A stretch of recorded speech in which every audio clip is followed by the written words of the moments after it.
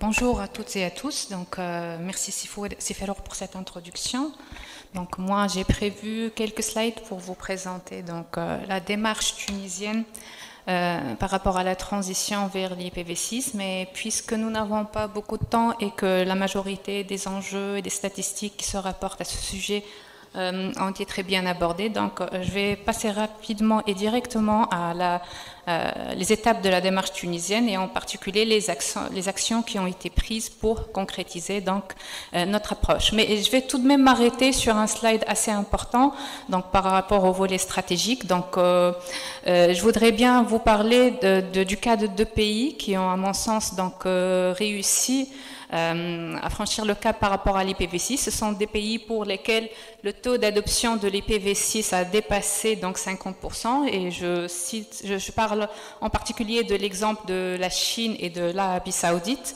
Ces deux pays-là, le point commun sur le plan stratégique par rapport à ces deux pays-là, c'est déjà qu'ils ont commencé très tôt à aborder le sujet de transition de l'IPv6. Et ces deux pays ont aussi eu une orientation claire par rapport aux objectifs à atteindre et par rapport au délai. Et ceci a fait que ces deux pays sont maintenant leaders en termes d'adoption de l'IPv6.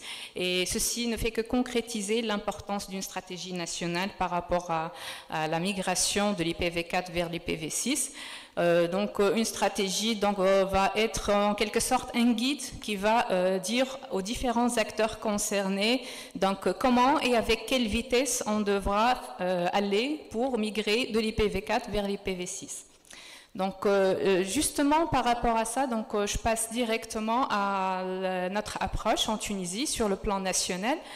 Les travaux, comme m'a dit Sifelor, ont commencé déjà depuis les années 2000, mais concrètement, la contribution de l'INT était en 2018 à travers un projet de stratégie nationale. L'une des recommandations de cette stratégie-là, c'est de créer une commission nationale qui va traiter le dossier et qui va comprendre l'ensemble des parties prenantes.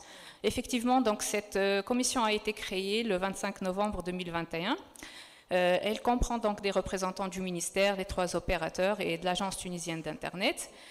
Dans le cadre des travaux de cette commission, il a été demandé aux 3 opérateurs de préparer chacun de son côté une roadmap par rapport à la migration de l'IPv4 vers l'IPv6, chose qui a été faite.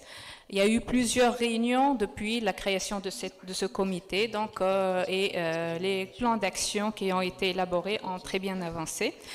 Les 3 opérateurs sont là parmi nous, ils pourront très bien parler chacun de son côté de l'avancement de sa propre stratégie. Et l'objectif du ministère par rapport à ça, c'est de créer une feuille de route nationale. Et justement par rapport à ça, Kimakat Sifelor, il y a eu un atelier le 4 février qui a rassemblé l'ensemble des parties prenantes, et c'était l'occasion de discuter les grandes lignes de cette stratégie-là. Si je reviens un peu à la proposition de stratégie qui a été faite par l'INT, elle a porté sur plusieurs axes qui ont été bien cités lors de cette journée: la formation, la sensibilisation, la mise à niveau des infrastructures.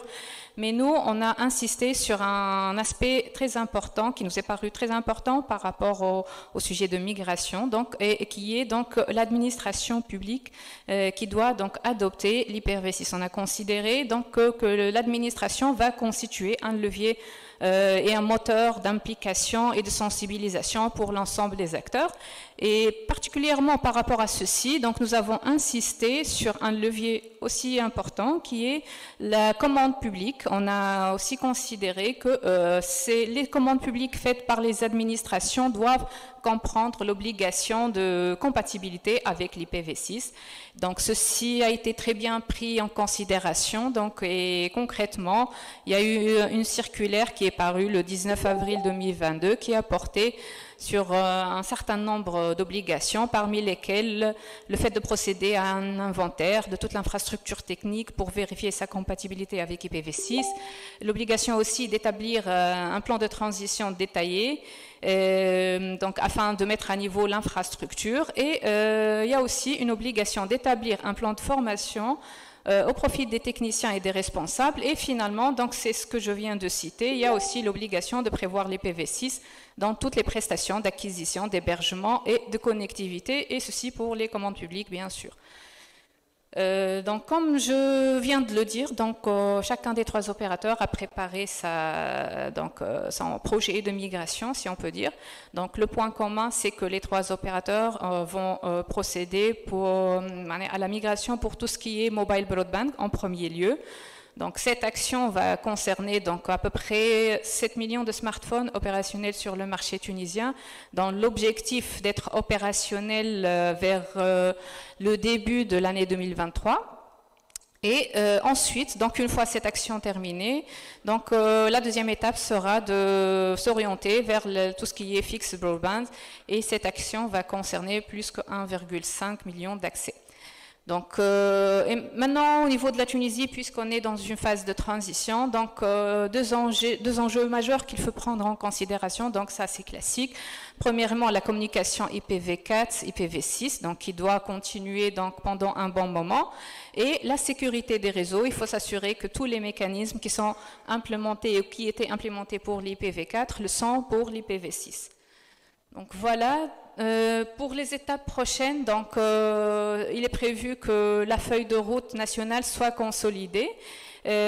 Donc, il faut aussi qu'il y ait un suivi donc, rapproché des plans d'action spécifiques pour les différentes catégories d'acteurs. Et donc, c'est prévu aussi qu'il y ait un accompagnement des acteurs et une communication par rapport aux indicateurs réalisés par rapport à ce projet de migration de l'IPv4 vers l'IPv6. Voilà, donc je vous remercie pour votre attention.